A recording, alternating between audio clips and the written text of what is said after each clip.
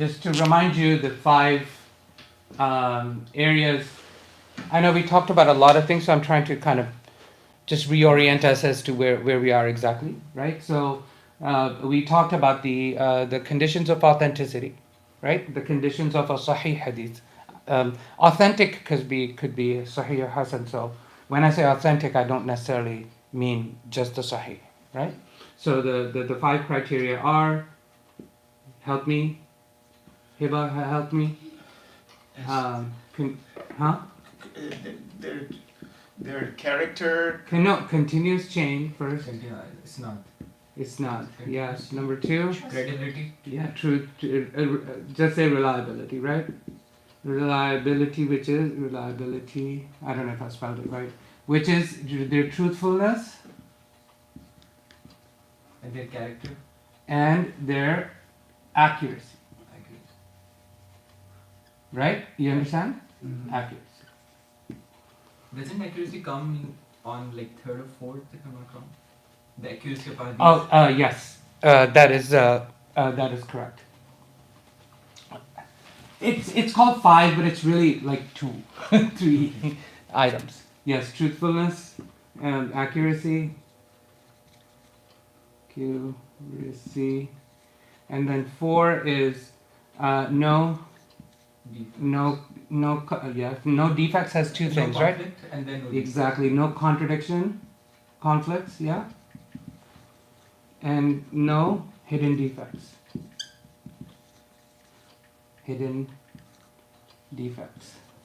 Yes.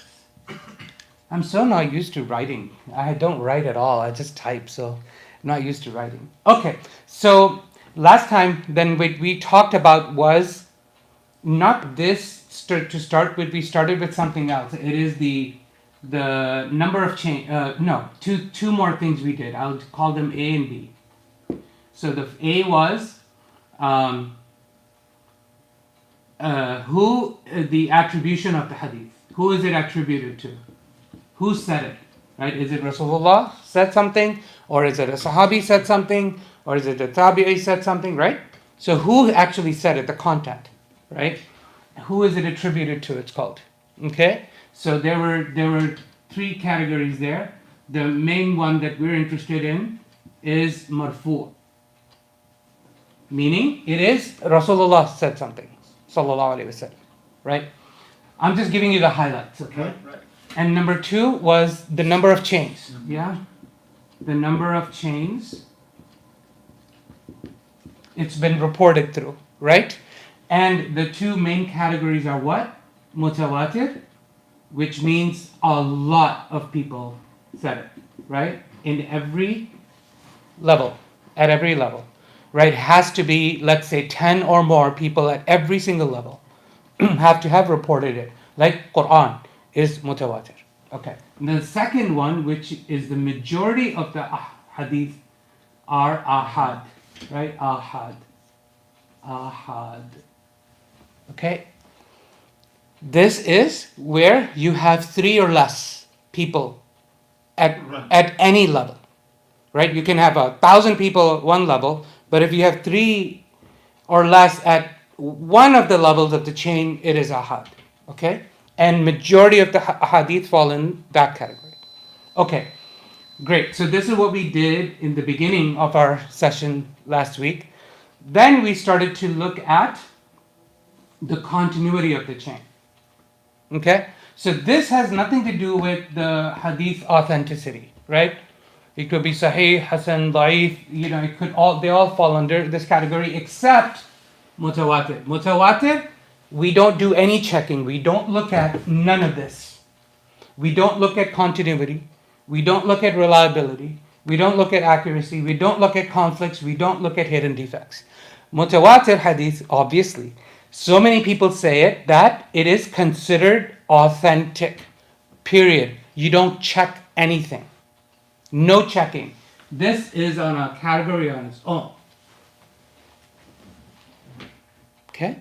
This is why we don't look at the authenticity of the Quran. We consider it authentic. Do we go and check and verify? Do we have hadith for every single ayah? No, we don't. You understand? The reason I'm talking about the Quran, why am I talking about the Quran? Everything comes from Rasulullah sallallahu alaihi wasallam, right? Including the Quran. So it's also, you can say it's hadith, right? It's from Allah subhanahu wa ta'ala. Okay, and it is mutawatir. So we don't check for anything. How many mutawatir ahadith are out there?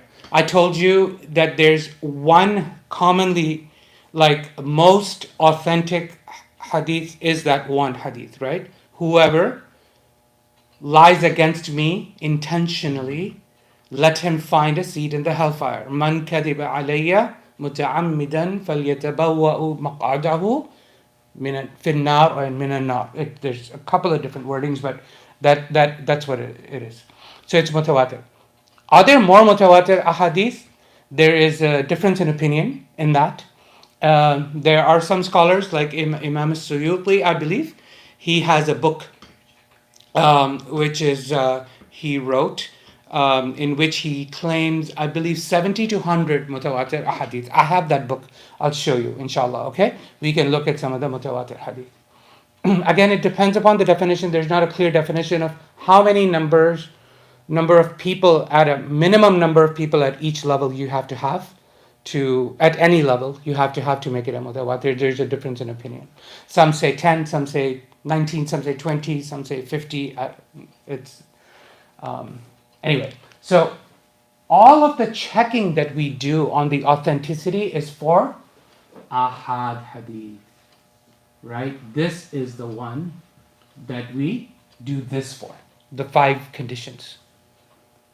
Clear? I didn't make that clear last time. I hope it's clear now. Any questions before I go? Yeah, like I have a question regarding mutawatir.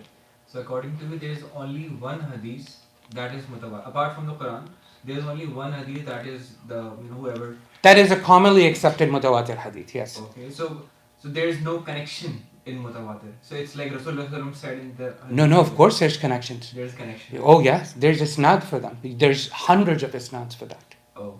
Yes. I mean, they are not all documented necessarily in books.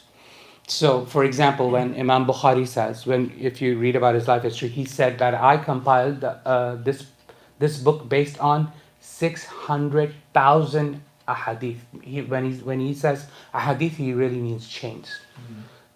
It doesn't mean that he documented 600,000, right? So let's say for that mutawatir hadith that I quoted, maybe there's 100, 200 chains. I don't know. He didn't document all those chains.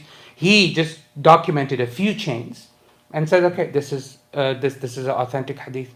Another compiler, Imam Muslim, did the same. Imam Tirmidhi did the same. Imam Ibn Majah did the same. Abu Dawud did the same. So you have few which are documented chains.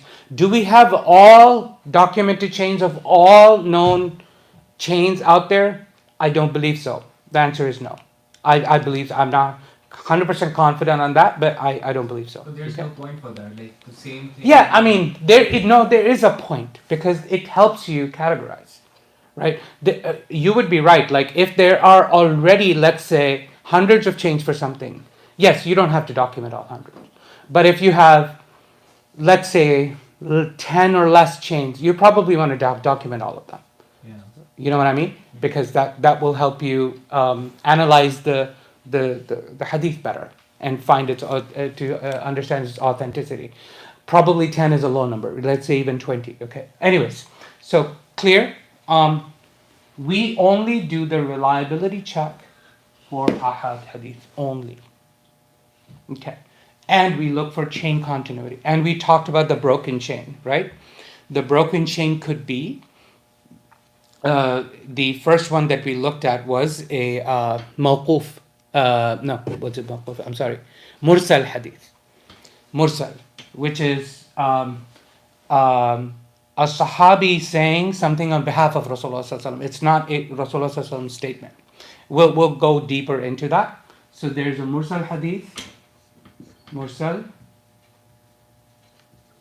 and some others. It's okay. It could be broken in multiple places. It's fine. The next thing that we looked at was the anywhere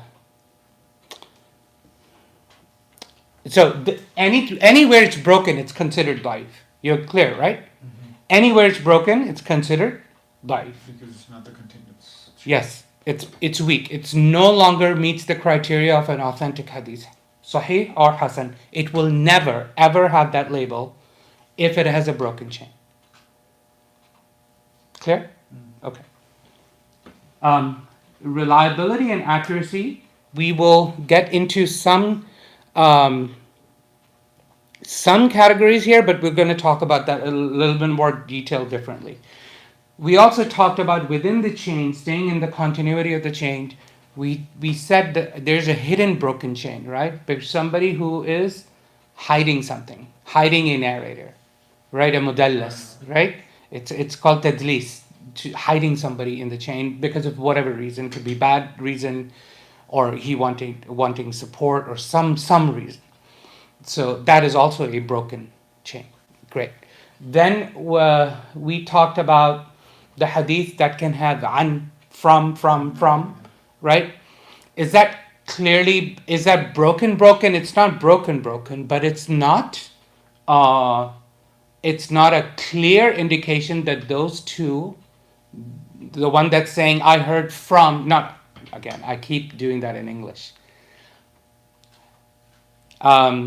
Person X narrated from this person. Okay. That when you say just from, doesn't mean did they meet, did he overhear, if he overheard, it could be a lie, right? It could be false information. So it's not, the an is questionable. An means from. And we looked at the few examples. Do you want me to pull this up? No, You remember, right? Okay, great. So similarly, there's another one called an, mu'annan. So the one with the an, using a lot of an, it's called mu'annan. It's the Arabic terminology. And the other is called mu'annan, with the an, meaning that he said. And narrator X heard that he said, that person Y, that he said, person Z, that he said. It's not clear. The connection is not clear. Okay. Now we're going to go into the reliability of the narrators. So we already know that if the narrators are reliable and accurate, you get Sahih and you get Hasan. We already know that. Okay. I'm not going to dive too deep into it. There's another term called mahfuz. Mahfuz meaning it's protected, meaning it's continuous, it's reliable. It's mahfuz. This is just terminology muhaddithun use, okay? Not too deep right here. Okay. Then we remember what makes something Daʿif. You can have a broken chain. You can have, if you have lack of truthfulness, is it Daʿif? No. It is automatically Daʿif, yes. It's never authentic, right? If you have accuracy issues, somebody with high accuracy, that's Sahih. A little bit low accuracy, it's Hasan. Lower than that, it's Daʿif. Okay. Daif has many flavors, so that's why it gets complicated to kind of understand. I'm just introducing some of these terms to you. Okay. Then there is Shadh. So now we're done with the continuity of the chain. Now we're talking about people. Okay. Shadh. Shadh has unfortunately multiple definitions, and now we're going to get into the world where if you pick up books, you get different kind of definitions, even classically. Okay? Even classically. So what I have been taught, and what you might see, what I saw, for example, in some classical books is a little bit different, but that's okay. So some classical scholars define Shadh as a solitary report. It's only one report of its kind. You don't find anything else. They call that anomalous. It's an anomaly. It's not common. That only one chain will say something like that. Then there are, some say, a shadh is, and this is a modern definition, I would argue. Am I too far from the camera? Okay, I'll move. Please don't get up. So one the common understanding of a shadh is if there's a narrator that's reliable. He says something, there's a hadith from him, but there's a more reliable narrator. And he says something and they contradict. So the narrator is not weak. The original narrator A is not weak, right? Let's say person 1 is an A grade. Person 2 is an A plus grade person. But their ahadith contradict. That's called shadh. There's anomaly. So obviously this person's hadith is taken, but the hadith itself becomes shadh. So his becomes shadh. Right? His is accepted, his is not accepted. Okay? Clear? Shadh. I mean, how do you define the category of like A or A plus? What is the criteria? If it very simple. You know the answer to this question. I mean, If another Sahabi contradicts Umar radiallahu anhu, exactly, I was about to say. and I don't want to use derogatory terms. Sahabi of not a high caliber, somebody who accepted Islam, let's say after the conquest of Makkah, he says a hadith. He's still a Sahabi, but he says a hadith which contradicts Aisha radiallahu anha. What are you going to do? Whose hadith are you going to take? Right? Make sense? When we read the book of eclipses, we ran into that too. Remember, there's hadith of Aisha. And then there's a hadith of this other person who was just shooting arrows and he dropped his bow and went and remember? Okay, so am I saying it's shadh? I'm not saying it's shadh. I'm not a muhaddith. But I mean, it's just an example. Okay, so clear? So that's shadh. Okay, similar to shadh, now let's turn it a little bit. There's a C or a D grade narrator.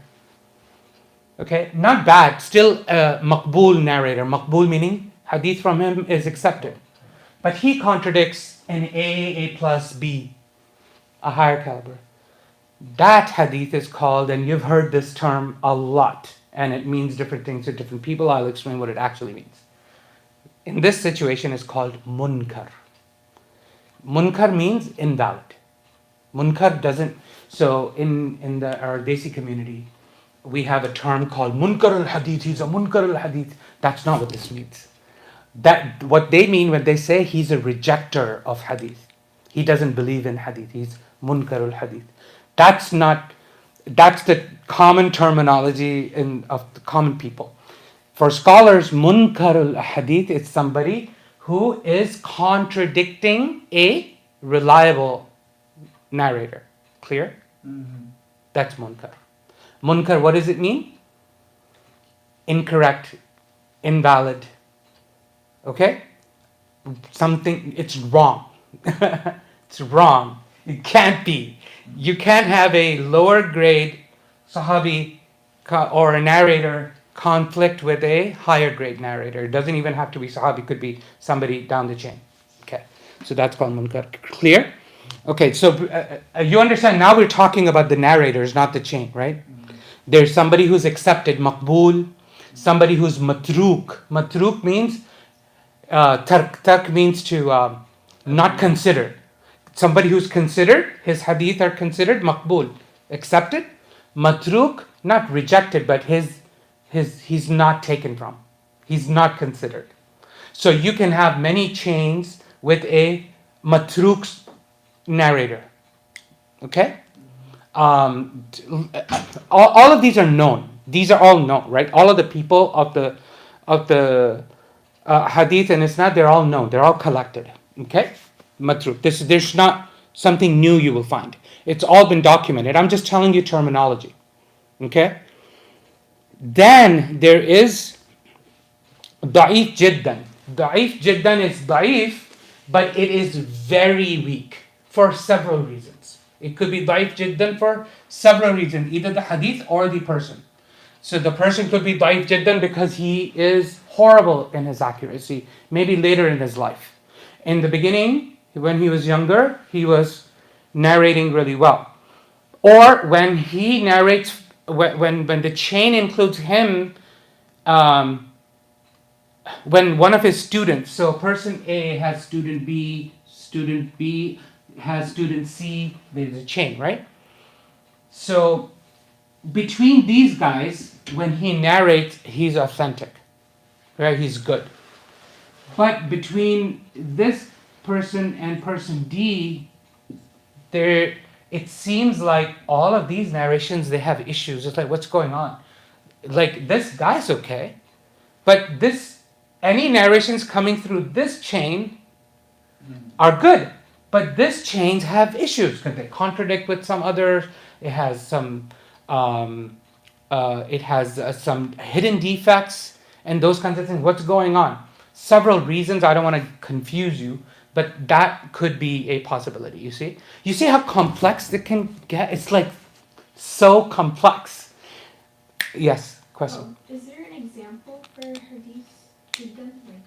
The Daif Jiddan? Yeah. I did collect. Okay, so the challenge now in the world that we're talking about of these Daif Hadith, Daif categories are so many that when you take a muhaddith like Imam al-Dhahabi, Imam Albani, Ibn Jawzi, even Imam Ibn Hanbal, they have books and collections of the grades of hadith, and they grade the people. They grade them different. Some call he's Matruk. Some say he is Daif Jiddan. Some say he is Maqbul. Some say Ghayrihī Maqbūl. He's not accepted. They call them different things. So what ends up happening is the hadith itself gets different labels. It's all in the Daif category, but it all gets different. So if you ask me this question, give me an example of Daif Jiddan. I swear to you, an hour ago, I was looking for a clear Daif Jiddan that's commonly called Daif Jiddan by all scholars. I could not find one. There's not one. You look at Daif Jiddan, he'll say, okay, this is Daif Jiddan according to this person. This other person said it is lam yusah. It is not correct. It is not authentic. The other person said it is matruk. It's not. This hadith is matruk. It's not taken. The other person. Anyway, there's a whole different. You understand the challenge? So it's a gray, murky area, but you need to understand what these terms mean. So when somebody says Daif Jiddan, it could mean a bunch of other categories, meaning it is so weak that we'll get into how to use all this information. Right now, I'm just introducing terminology, inshallah. I know it can be confusing. I'm trying to make it as simple as possible, but yes. Too many subcategories. Yes. So we're done. Okay, we're done. I'm just going to introduce these terms to you just a little bit, very briefly. By the way, I have examples of some of these, okay? Mawdu', I'll come back to that. Mu'allal, it has some defect. It's just a term. This term, you say this hadith is mu'allal. It has some hidden defect. Great. So you'll read, you pick up a hadith book, you say it's mu'allal. It's got issues, okay? Not clear what, but it is issues. Mudraj. Very interesting category. Mudraj, very interesting category. Let's look at an example. Okay, inshallah.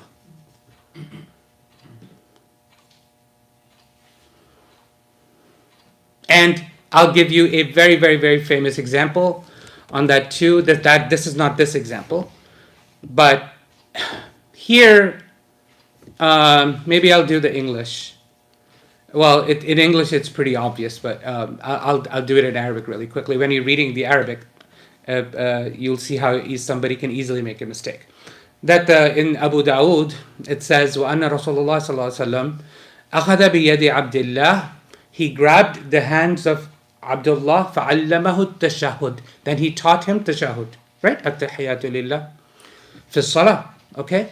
فذكر, and then he mentioned مثل دعاء حديث الأعمش. He mentioned the same dua as the hadith of A'mash. We can look at hadith of A'mash. Basically, it is what? التحيات لله والصلوات والطيبات. So here the narrator is saying dua. It's a dua. Okay, it's fine. إذا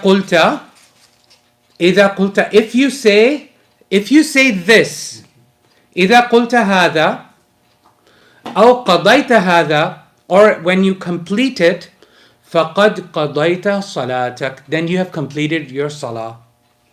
What does that mean? That once you complete the tashahhud, then you have completed your salah. إن شئت أن تقوم, if you want to get up, فقم, then get up. وإن شئت أن تقعد فقعد, and if you want to stay sitting, you can stay sitting. Mudraj means, I didn't describe it to you, but I'm just giving you this scenario right now. You wouldn't know right now. Mudraj means Rasulullah. So there's an actual hadith from, who is this from? From Abdullah ibn Mas'ud. Okay, this is the Sahabi. So which part? There is a part in here that Abdullah ibn Mas'ud did not narrate. It's some other person above him narrated, added. And it's not clear who added. Okay? So in here it is very clear, not very clear to me. To the muhaddithun, it's very clear which part was added by him, by other narrators. Not Abdullah ibn Mas'ud just said this part, that Rasulullah sallallahu alaihi wasallam grabbed my hand and he taught me tashahhud in the salah. And he said the same as at the hadith of A'mash, which is at-tahiyatu lillah. Okay. This part, إذا قلت هذا, if you said it and if you've completed it, then your salah is complete essentially. This part is added by somebody else. It's called mudraj. There's no deviancy going on here. The narrator before is just explaining it, that's what it really means. But the later people, they thought that it is the full hadith. It is what Abdullah ibn Mas'ud said. Do you follow what I mean? Yeah. So there's confusion. He added something. There's another very, very, very, very, very famous example of this, which is the names of Allah, Asma'ul Husna. People are still confused about that. What are they confused about? 99 or 100. Yes, 99. yes. Where is that? It's long. I forget the actual term and the actual wordings. Okay, I know. Man ahsaha.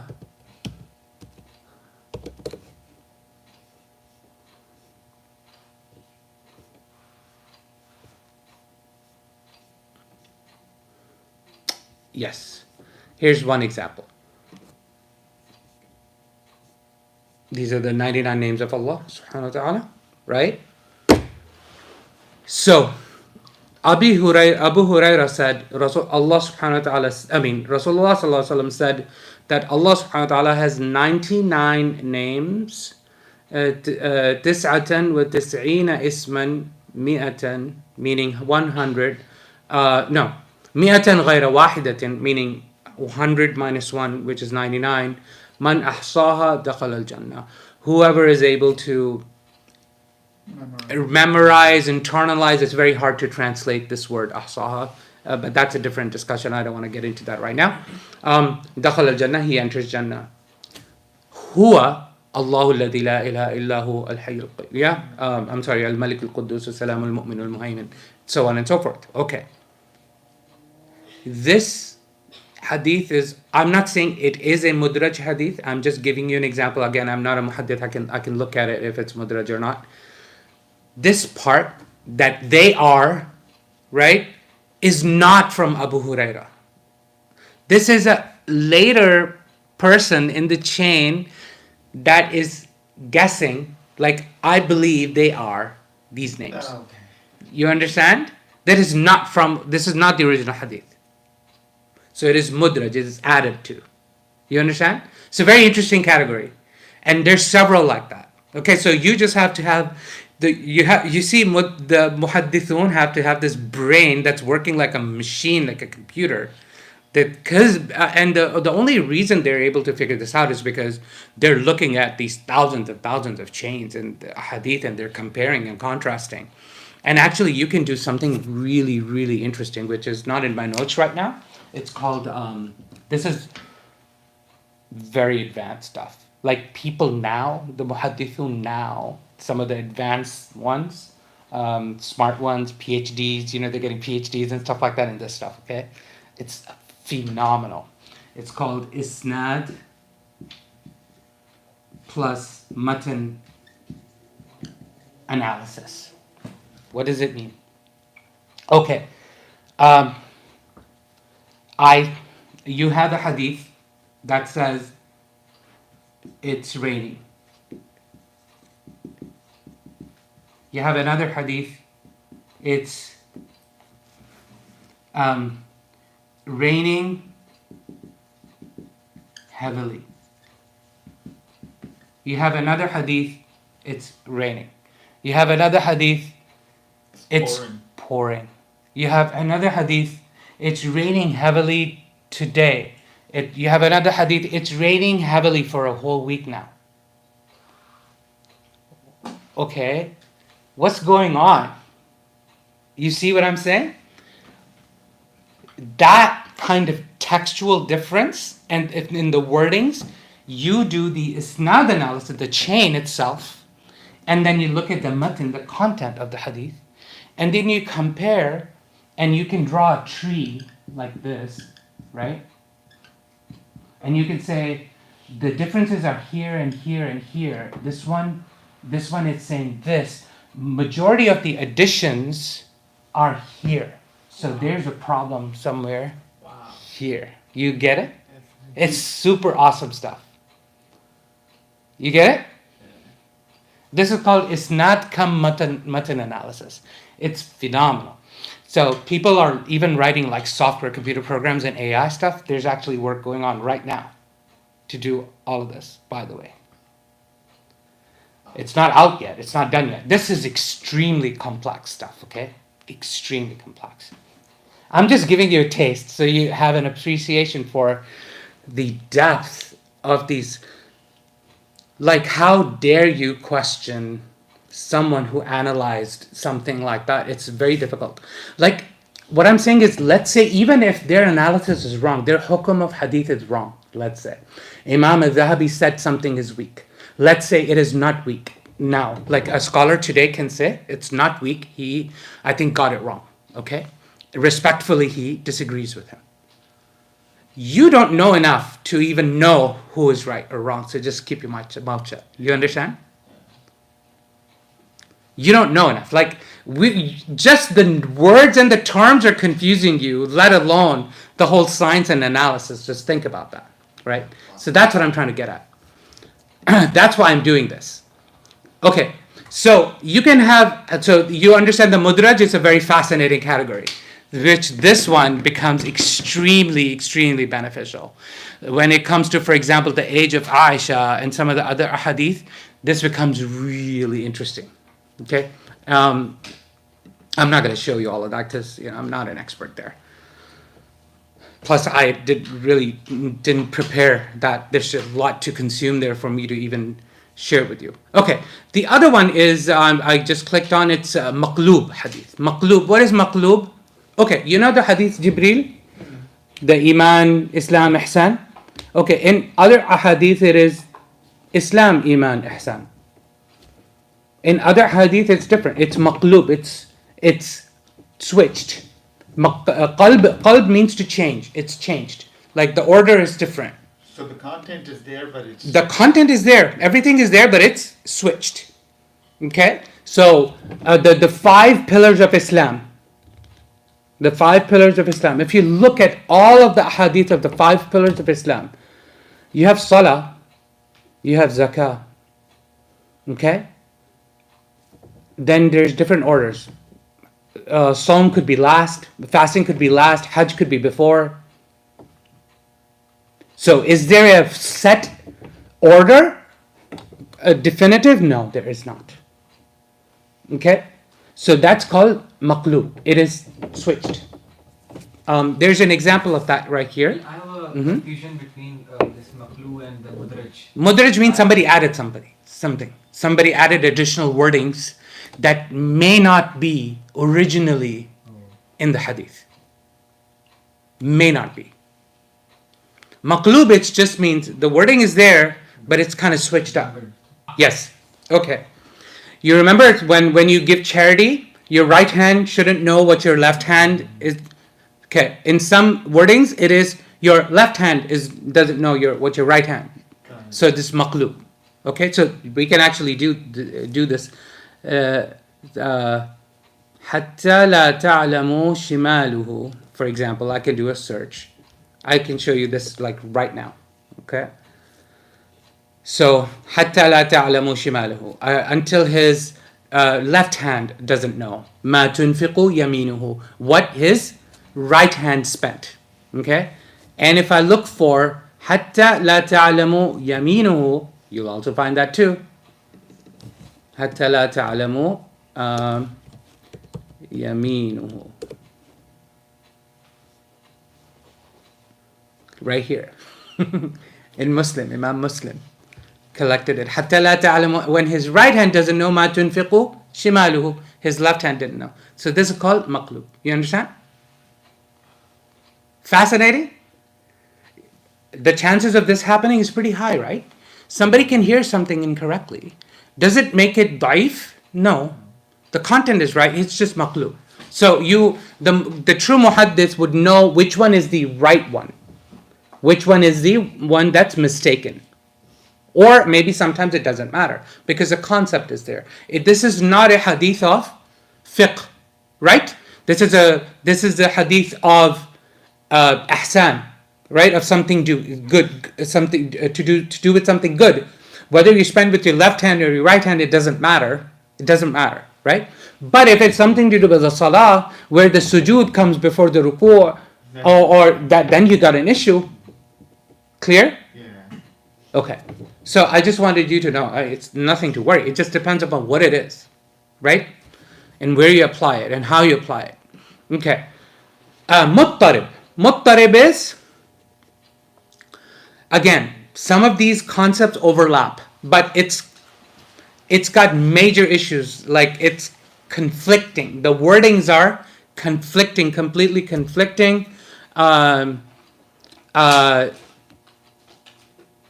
I'm not going to go into this example. It's not that interesting. Okay, good. So we have covered a majority of the terminology. So we've looked at the terminology for attribution. We've looked at the terminology for the number of chains. We've looked at the terminology for the continuity. And the continuity, you just need to know it is if it's munqata or not. Is it musnad or musalsal? It's continuous or not. Reliability, we've looked at that, right? If either somebody's maqbul, accepted, or matruk, not accepted. Somebody could be mudallas, somebody's Daʿif Jiddan. He's not very accurate. Yes. So Shahira is asking, is this all about the main concept, right? Like main concept of the Yeah, that's why I brought the 5 points right here, because that's why I'm breaking it down this way and reminding you over and over. Yeah. So hopefully, Shahir, I hope that answers your question. So we've looked at accuracy. We've looked at some conflicts. You can have maqlub or muttarib and those kinds of. You have mudraj. Somebody added something, right? And then there's some other hidden defects. Okay, great. Remember, there was one category. Now, can I erase this because it kind of related, kind of not related. It is broken chain, but it is mursal. Okay, it's mursal. in the coffee. What was mursal?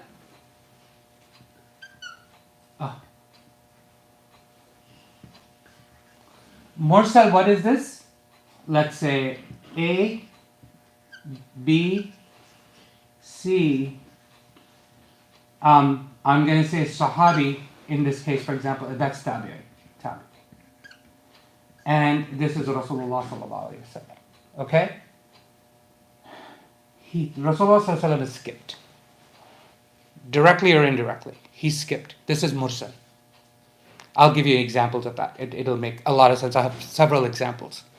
Or the Tabi'i skips the Sahabi and Rasulullah. Right? they skipped both. So they skipped. It's called mursal, harried. What are some of the examples of this? This will make more sense when we look into the examples, inshallah. Okay? These are considered marfu'. Marfu', what was marfu'? That Rasulullah ﷺ actually said it. Even though they skipped, they're considered marfu'. Why? It depends on the type. Okay? So if a sahabi, there's two categories. Either the tabi'i skipped or the sahabi skipped Rasulullah ﷺ, right?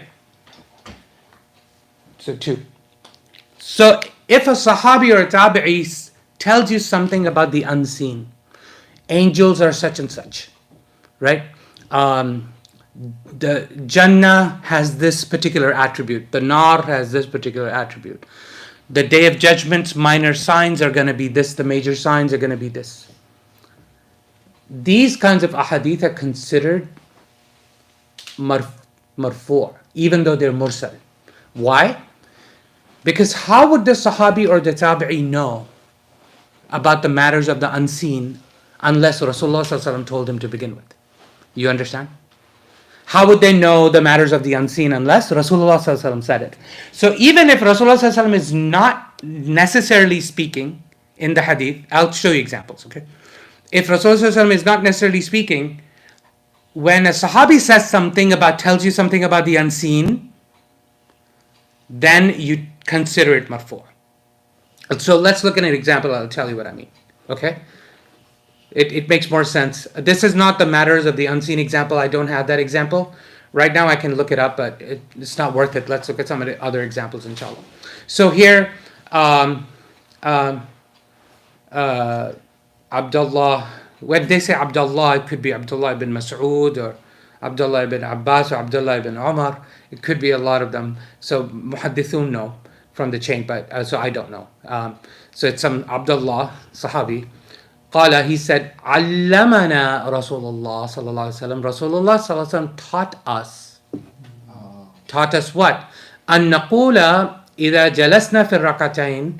Then when we sit down after the two rak'ahs, we say, At-tahiyatu lillahi was-salawatu wat-tayyibat. Okay, this is in Sunan an-Nasa'i. Did Rasulullah sallallahu alaihi wasallam say this? No. Who said it? Abdullah, the Sahabi. Does that make sense? But what is he talking about? A matter of worship. Where would he have learnt this? He said right here, Allamana Rasulullah. Rasulullah taught us. Okay? So it's hadith. Remember, I told you hadith is either qawli or fi'li. The hadith could be either something Rasulullah said or he did. So this is something he said. So that's clear? But it is indirect. So you consider it marfu' or don't? Would you consider this marfu' or not? Of course you would. Right? It's not daif. Right? Okay. Because of that reason anyway. It's not daif. It could be daif because of other reasons, because of the chain and the people in it and whatnot. Okay. So here is another example. Salama, who was the wife of Rasulullah sallallahu alaihi wasallam.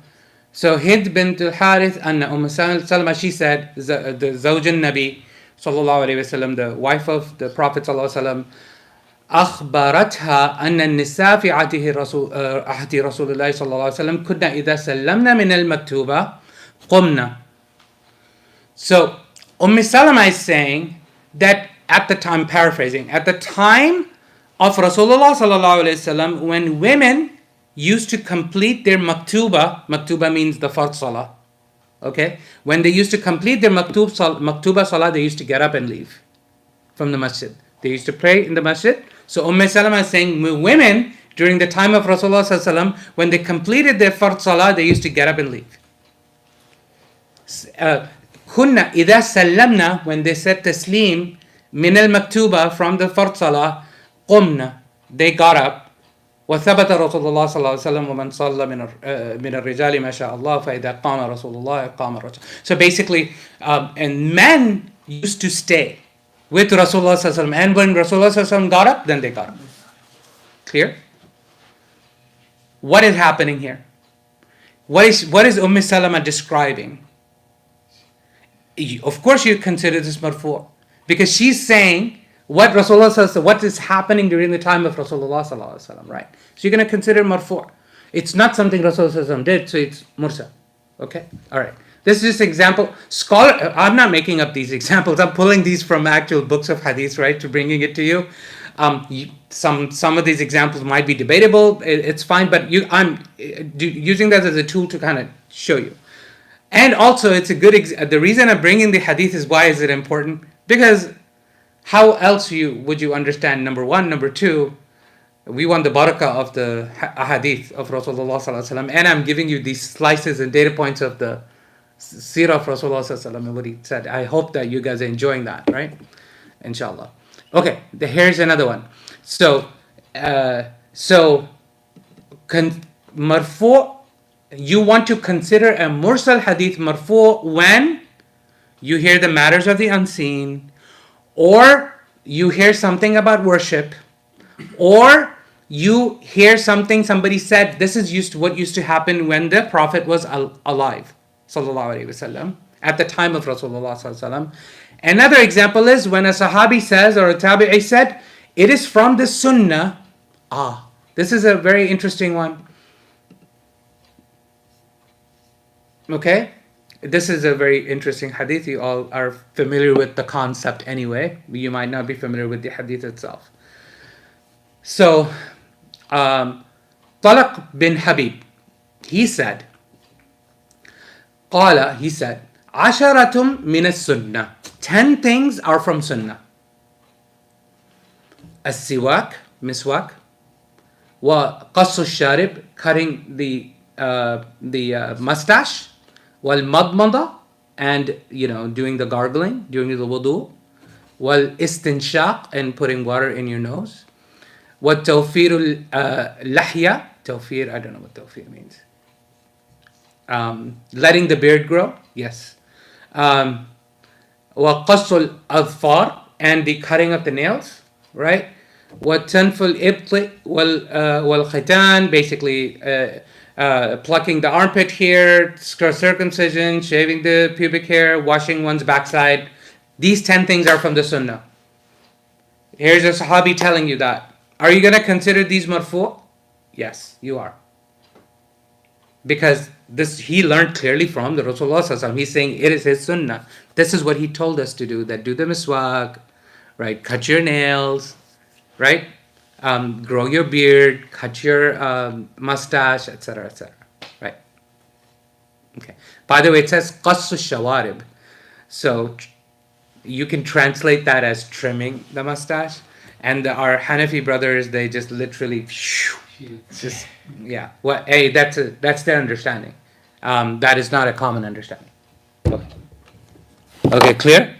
Okay, all right. That's just an opinion. Okay. When we talk about fiqh, you'll understand why there's difference in opinion. So it is because of these wordings. I'm waiting for the topic. It depends on these wordings and how you interpret them. Okay. Urdu mein kutarna bolte hain, I mean, But qas in Arabic means to cut. Yeah, I mean in Urdu, it's kutarna means to like trim it, not to like Correct. Shaving something else. Correct. Yeah. So this was an interesting hadith that's a marfu'. Okay, the other one is, here's another interesting, very, very common hadith structure. Very, very common hadith structure. It is like when a sahabi says, here's Ibn Abbas. He's saying from Rasulullah sallallahu alaihi wasallam, qala, he said, umirna, we were commanded to, umirna an nasjuda ala sab'ati a'zumin. We were commanded to do sajda on 7 bones. This is also a hadith of fiqh, by the way. We were commanded to do sajda on 7 bones. Wala nakuffa thawban wala sha'ran. And not to tuck up our clothes and hair. Okay. The other part, there's, not necessarily part of every single hadith where this comes in. What is 7 bones, by the way? Do you guys know? This is just a side benefit. Forehead, nose, elbows, hands, not elbows. Not Yeah. elbows, not elbows. 2 knees and The heel. 2 toes.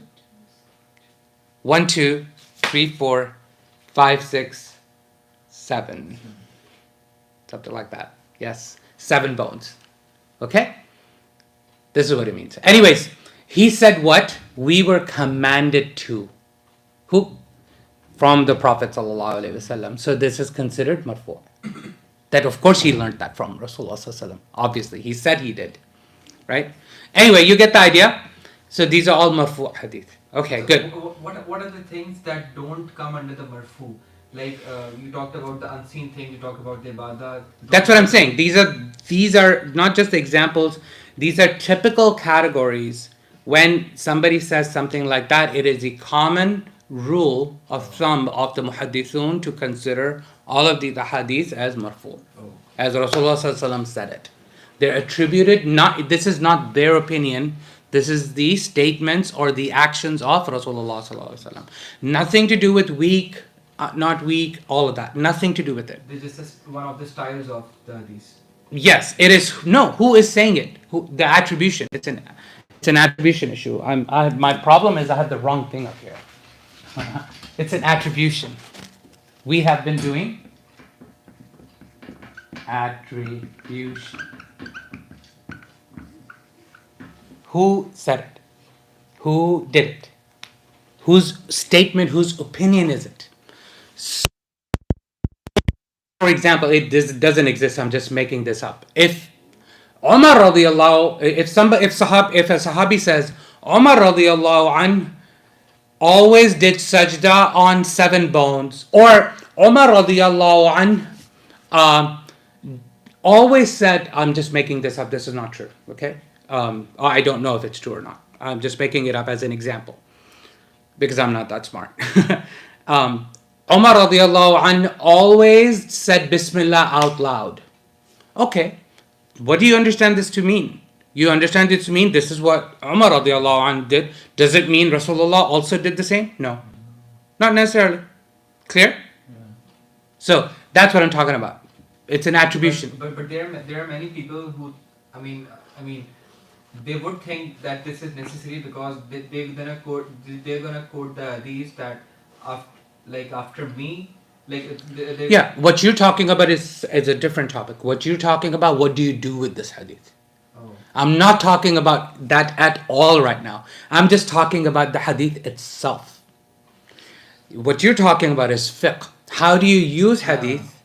We will get there. That's why I'm taking you slowly. First, you have to understand what it is. Then you understand how you apply it. And then what is your methodology. Okay? Clear? Okay. All right. So let's say you find a hadith. Rasulullah ﷺ never said Bismillah out loud in the salah. What are you going to do? Right? Would you go with Umar radiallahu anh? Why wouldn't you? Methodology. Clear? Make sense? Okay. That's why there is difference in opinions. So we're not talking about that right now. Okay. All right. Okay. This is a very, very interesting topic. I know I've blew your brain, really bored you maybe.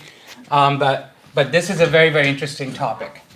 What is the difference between Bukhari and Muslim? Obviously, their styles are different. I told you, Bukhari, rahimahullah, his goal was to make his points and bring evidences. Imam Muslim, he told you in the muqaddimah, in the introduction, he said, my goal is to bring you all authentic hadith. That was his goal. Right? Their goals were different. But bottom line, they both have authentic hadith. Why is Bukhari considered more authentic than Muslim? Very, very interesting topic. I want you to know this, okay? All of you. In addition to the 5 criteria, continuity, truthfulness, accuracy, no contradictions, no hidden defects, in addition to the 5, Bukhari had more conditions before he brought a hadith in his Sahih. Not only the 5 conditions, but additional conditions before he would consider a hadith or a chain eligible for his book. In addition to the 5. What are those? Contemporariness. He has to have evidence that the two people that are in the chain, A to B, lived in the same time. He has to have evidence of that. Either in words or a physical report somewhere, he needs to know. Imam Bukhari did this for each and every one of the 7,000 narrations he has in his book. Every single connection, he ensured contemporariness. So That they lived around the same time, which makes it a high likelihood that they actually heard from each other. Clear? Right. So that has to do with every Single chain. Every single two people. two people on that chain. Yes. Wow. Next, not only that, he had to have, they had to live in the same time. Two. This is no joke. Now you're going to really appreciate Sahih Bukhari, right? Two, he has to have evidence that they meeting. They have to have met each other. Not only they lived at the same time, they met. And three, he has evidence that there is some possibility for transmission. I can't write today. Possible transmission. That he attended his classes, he was a student of his, he was his teacher, there is transmission. And number 4, no one disagrees with any of this. No one. Even if he finds one pan is an Arabic word. In Urdu we say tana. It's a ta, ayn, noon. Okay, tan. There is no discrediting of any of this. Okay? All of the above, right, is basically agreement, I'll say. Agreement on the above.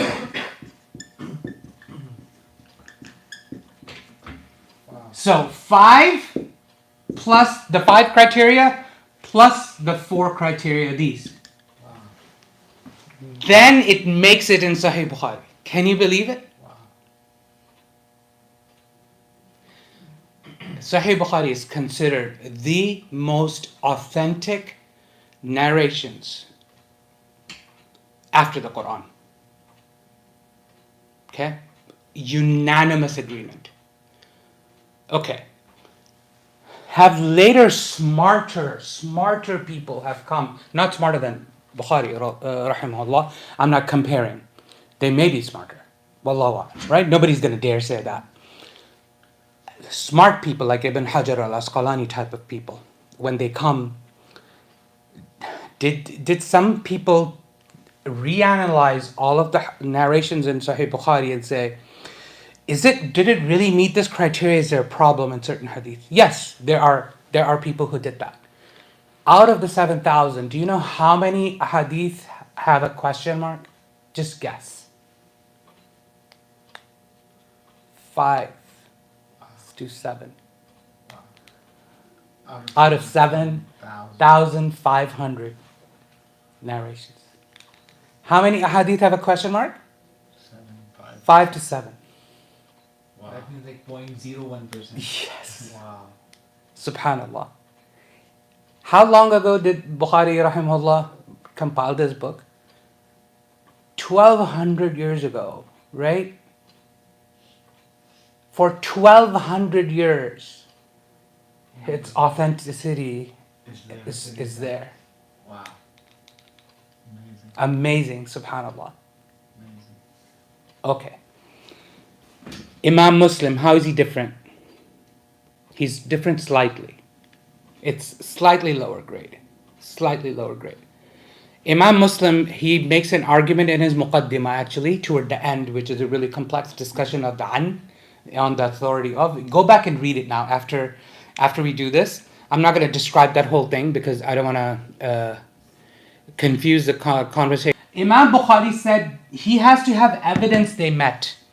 Imam Muslim saying no, there just needs to be a chance of them meeting. Because Imam Muslim argues in his Muqaddimah, this is unnecessary. Okay? Imam Muslim argues doing that is unnecessary because they're living in the same time. If there's a chance for them to meet, I'm going to take it. This is in addition to the 5, by the way. Okay? Same thing. Possible transmission, meaning there has to be an exchange of a student-teacher relationship. Imam Bukhari is looking for evidence of meeting and evidence of transmission. Imam Muslim is saying it's possible meeting and possible transmission. That's the difference. They live in the same time and there's no disagreement. So that's the difference of Muslim. So does Imam Muslim as a result bring more hadith in addition to Bukhari? Yes. Probably, yeah. Yes, he does. Okay. Another term which you must have heard a lot. It's called muttafaq alayh. What does that mean? A hadith in which both Bukhari and Muslim agree. Okay, we will talk about that as well. I'm just introducing that term to you so that it stays in your head. Since we're talking about Bukhari and Muslim. So if you find a hadith in both Bukhari and Muslim, that is called muttafaqun alayh. Muttafaq means what? They have ittafaq with each other. They agree on each other. Okay, great. So that's what it means. Now you understand? Now hopefully you appreciate Bukhari and Muslim. Did the others do this? No. They just looked at the 5 categories typically. Okay? Alright. Let's go a little bit more. Okay, now we're at that section. So, what is the most authentic hadith? Mutawatir. Okay, it's not listed here. I should have listed here, but there's a reason I didn't list it here. Because I wanted to show you these 7 categories. Because it's commonly stated in books. I didn't want to confuse you. The most authentic hadith is Mutawatir hadith. In the ahad hadith, the most authentic hadith are found in Bukhari and Muslim. Muttafaq alayh. They are found in both Bukhari and Muslim. Are the most authentic. Are there books that combine Bukhari and Muslim? Yes. There's one. It's called I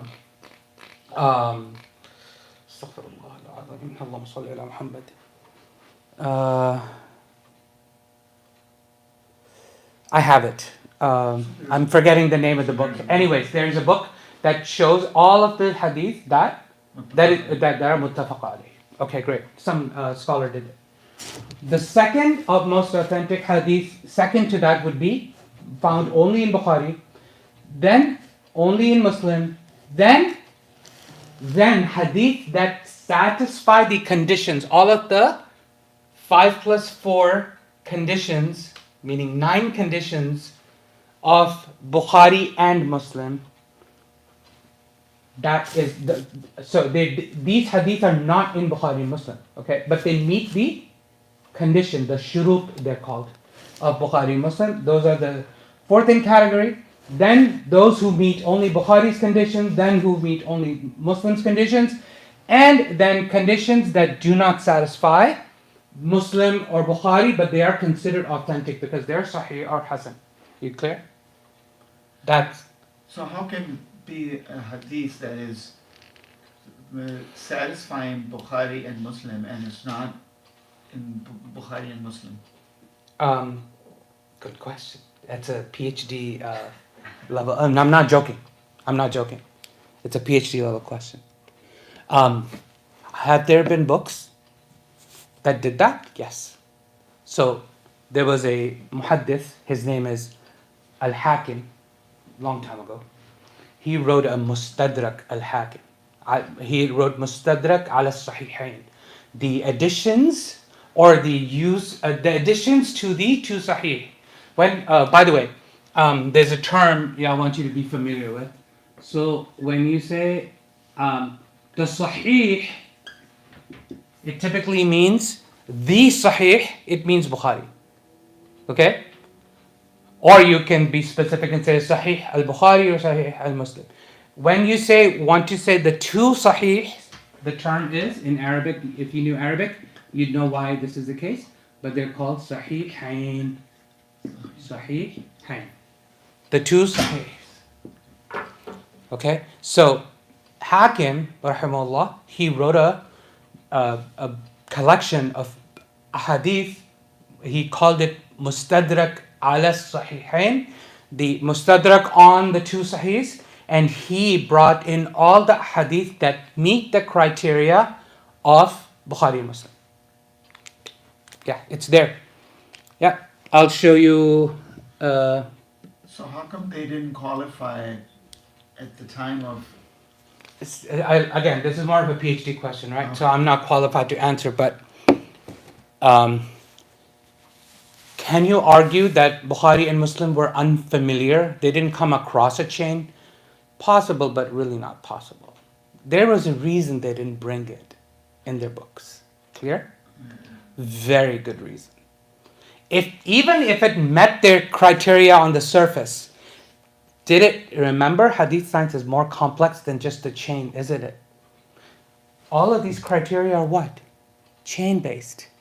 What about the content? What about the Maqlub, ittarab, everything else that we contradictions? What about all of that stuff? No. Hakim did not look at all that stuff. He looked at the chain typically. Okay? Most of the muhaddith, I remember the number on day one I told you, most of the muhaddithun are only looking at the chain. They're not analyzing the content because it's dangerous territory. So if Bukhari and Muslim did not bring a hadith in their books, there is a reason for it.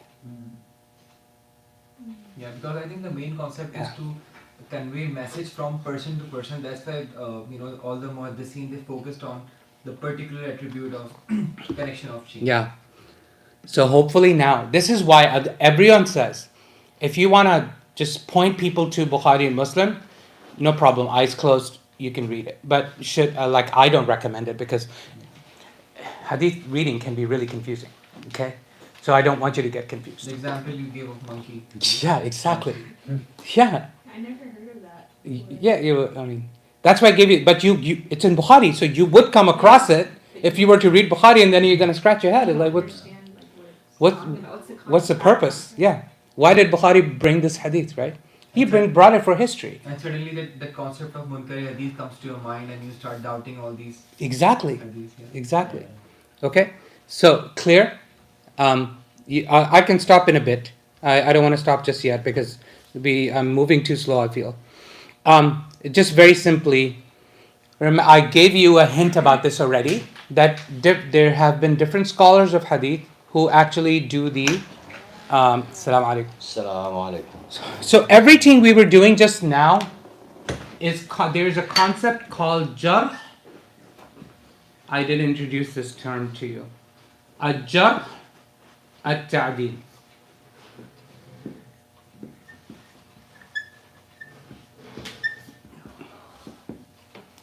Al-Jarh means to hurt. Ta'dil, to give credibility. To discredit, to credit. Everything we just did for the past 2 sessions have been this concept. We were doing Jarh and Ta'dil.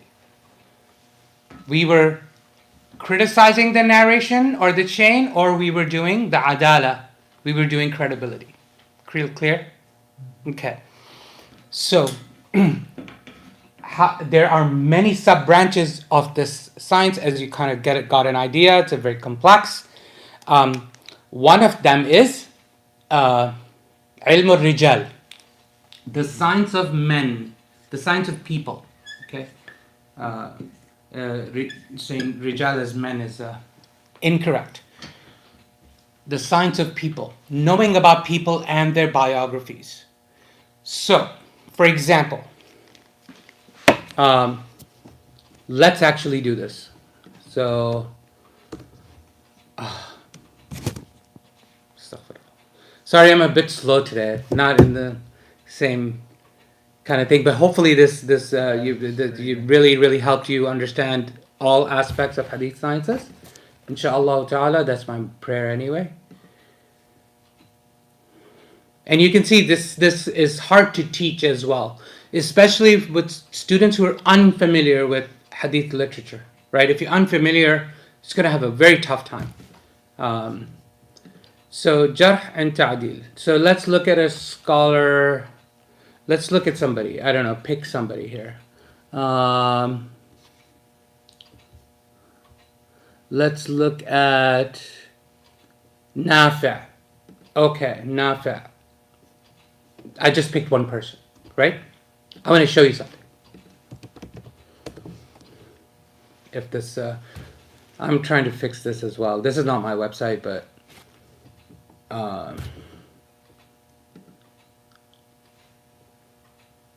Muslim Scholars Database contains basically all the names and the biographies of all of the people you will find in the 6 books and beyond. Okay? This is just in English, but there's obviously books and books that this has been collected from. It's not working for me.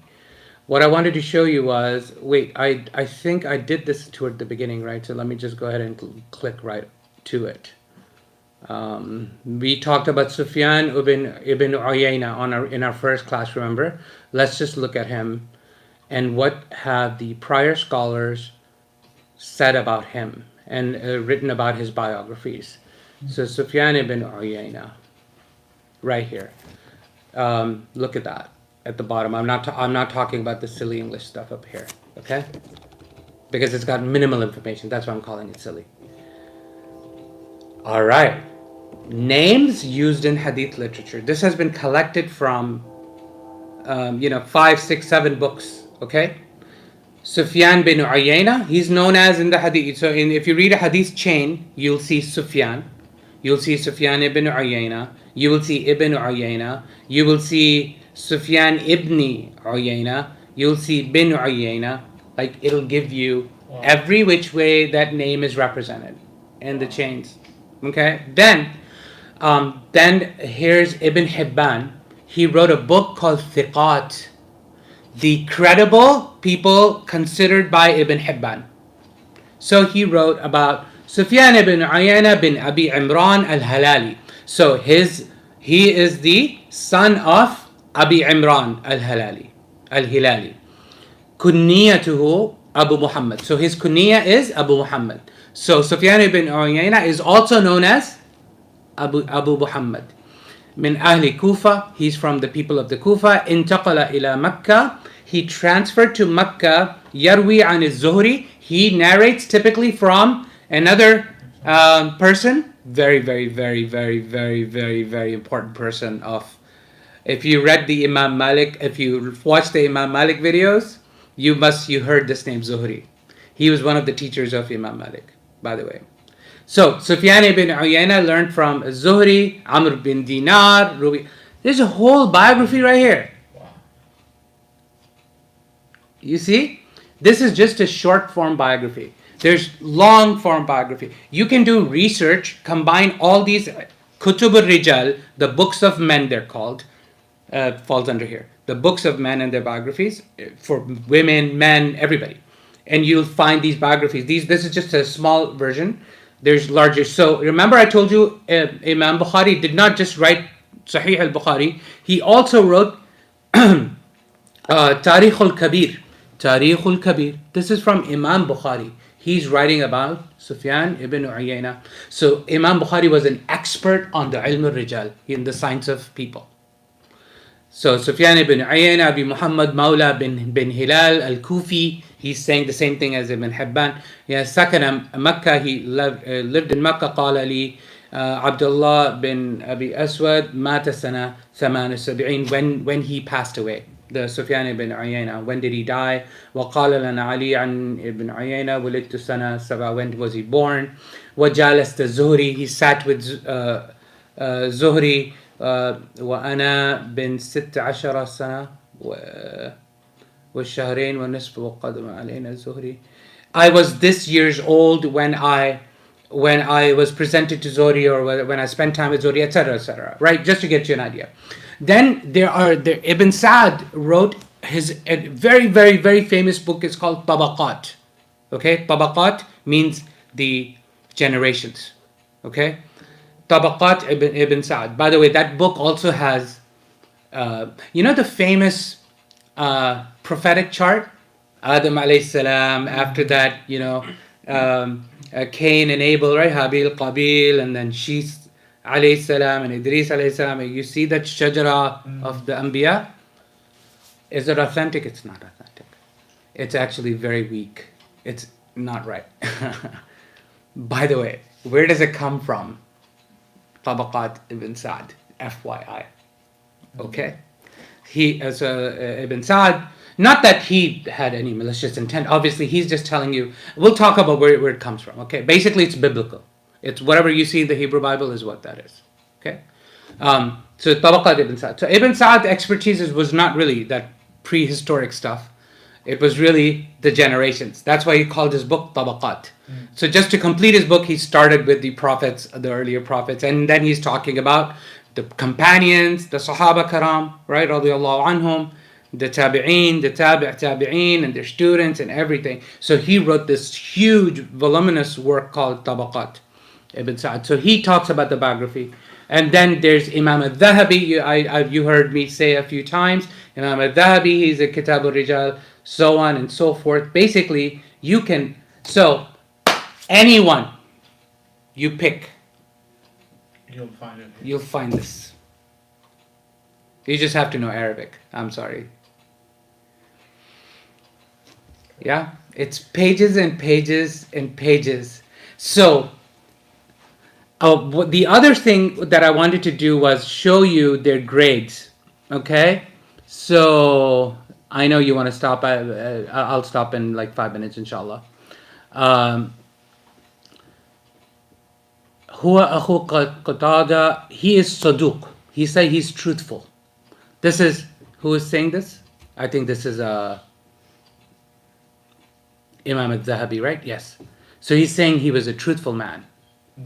So now you get the idea. Now let's go back to my notes. Now this will make more sense, okay, inshallah. So embedded within that biography are words like, I think I lost my place. Thiqa. He is a solid guy, A+ guy. He's a hafiz. He's a mutqin. He can be relied upon. He's a hujjah. He's an evidence. This person is an evidence of Islam, right?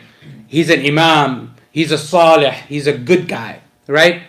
Now comes for the weaker. So when they talk like about a person that is not so great, they use really soft language.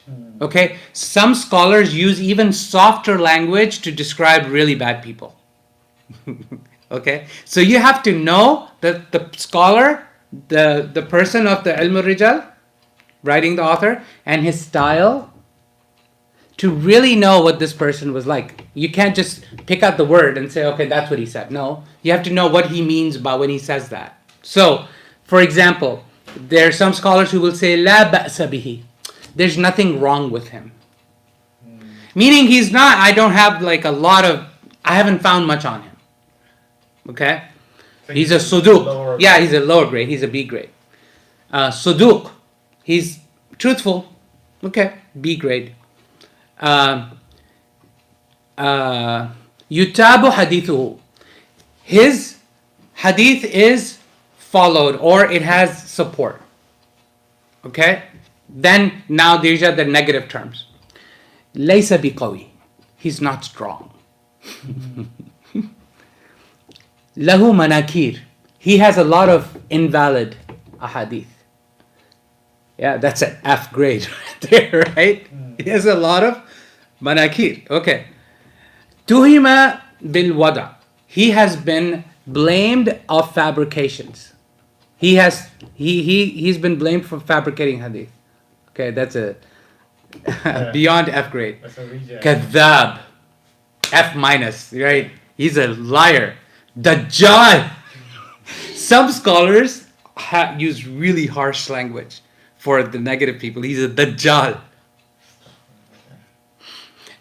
Who was saying, there was one scholar who was saying that, and one of the scholars was so nice. Somebody asked him, what do you think about this person? By the way, these are muhaddithun, okay? They're looking at a questionable hadith that they're really not sure about its authenticity, and there's this one guy they think is questionable. So they're gonna go ask a senior muhaddith, what do you think about this guy? He's so respectful that he's not even gonna say anything. He's just gonna say, Yeah. and that's enough an indication that disregard this person. You follow what I mean? It's coming from a teacher to. Yeah. But what I'm saying is, you have to really know to know. Okay? You have to, even for one person, you have to really know to know. After learning all of this, are you questioning hadith at all? No. Do you see how much work has been put in to collect hadith and to grade them and to bring them in books? Can you imagine the amount of work that has been done? Is there anyone who denies hadith or has a problem with hadith has no idea what we have just discussed in the past 4 sessions? Zero idea. Zero. They have no clue. They've read a few books of Allāmah Iqbal and all of these people, and okay? So there are books, and we've looked at a few, like Ibn Hibban and Tarikh al-Kabir, and Ibn Hajar al-Asqalani. He has many books on this, right? Not only he wrote the commentary on Sahih al-Bukhari, he was an Einstein himself. He has summarized about 900 to 1,000 names in one line. So you don't have to read the whole biography. So you just look at his book. It's called Taqrīb al-Tahdhīb, Tahdhīb al-Tahdhīb. Okay? So he has summarized like really advanced books, like his books, which are more detailed, which he got from other details, and he has compiled basically a 1-volume work now for beginner students of knowledge like myself. Like I can go to Tahdhīb al-Tahdhīb, 1-volume book about this big, with 1,000 names in it, and one line, is this person okay, not okay? Right? And if he's not okay, what grade not okay is he? Right? Is he weak, very weak, liar, dajjal, So Imam Ibn Hajar al-Asqalani has done that. 1-volume work, everybody can use it, a lot of people use it, anywhere where it's commonly used, because it's very junior material for students of knowledge. What I just showed you, those big biographies, those are the advanced people that are doing a lot of research on one guy, right? They're not just going to Imam Ibn Hajar's 1-liner book. It's like, is this guy good or no good? Yeah, good, no good. Now, you all are now qualified. If you can read a little bit of Arabic or go to this Muslim Scholar database, now you can go and analyze the chain. You can. To some extent. It's fun stuff. Just go ahead and do it. Just try. Okay? It'll be fun. What you will be stuck with when you do that is, okay, Abdullah, which Abdullah? You're going to be stuck. Okay, you have to really know. Then you have to read the commentaries of the hadith that the muhaddith is saying, oh, this is Abdullah ibn Abbas. Oh, okay. That guy. Okay, not Abdullah ibn Umar. Who's Ibn Umar, by the way? Abdullah ibn Umar, by the way. The son of Umar radiallahu anhu. He was a big, huge scholar in Medina. If you watch the Malik video, Umar Sulaiman, he talked about Abdullah ibn Umar a lot, right? This Maliki fiqh comes from Abdullah ibn Umar. Okay. All right. I think, inshallah, let's just pause here. I know I threw a lot at you today, mashallah, but hopefully you guys really now appreciate Bukhari and Muslim. Yes. One question someone asked, how can they access the notes that you have? I added these to the class, to the Google Classroom. Yeah. So I can share on WhatsApp again. Sure. Okay. inshallah. All right. Any other questions? Fun stuff? Yeah. Really fascinating. You like hadith sciences, I see that. I uploaded 2 books there on the Google Classroom. Let me show you. Please read those books. Everything I just said, you have not my notes, which are not as good as these books. There are two great books I've uploaded, okay? Inshallah. If you go to classwork and hadith, so there's 2. One by Bilal Phillips, very summarized, very, very good book. For beginners, highly recommend, okay? I didn't give you some of the advanced books because you don't need them, okay? So Usul al-Hadith by Bilal Phillips. He's a renowned scholar in the US, okay? Bilal Phillips, okay? He's amazing, okay? Then the other is the commentary of the Baiquniya. I would like to do Baiquniya, inshallah, next in our next session. What is Baiquniya? It's a poem that summarizes the science of hadith. It's a 36-line poem that Imam al-Baiquni came much later. So how was Islamic knowledge taught before? Tradition. People used to memorize things. In order to facilitate memorizations, brilliant scholars, they would take complex topics, convert them into poems that students would memorize, those poems. And that's how they remembered things. Fiqh, hadith, anything. Qira'at of the Quran. Shatibiyah, it's a 1,000+ line poem on the science of the recitation of the Quran. All 10 recitations plus every single difference in the recitation of the words in the whole Quran. It's called Ash-Shatibiyah. Okay? People study that. I started to study it and my head started to spin, so I stopped. Ash-Shatibiyah. Okay? I'll show you that one day, inshallah. You just let me know. You go, my God, subhanallah, his brain, he has codes embedded in his poem, codes that you have to decode to understand the poem and benefit from it. Okay? Anyways, Baiquniya. Okay, I'm just giving you the tradition, okay? So I want to attach you to the tradition, and we will read one such poem. It is the most famous poem on the science of hadith, most popular, most commonly taught. This book is the Jarh, is the commentary on the poem by Shaykh al-Uthaymin, rahimahullah. Okay? So a very, very good book. And we will, inshallah, next session, I would like to really do that, just so that I can bring you the tradition. Because I'm kind of just giving you summary. I want to give you a little piece of tradition, so we'll do this, a poem, inshallah. Barakallahu fikum.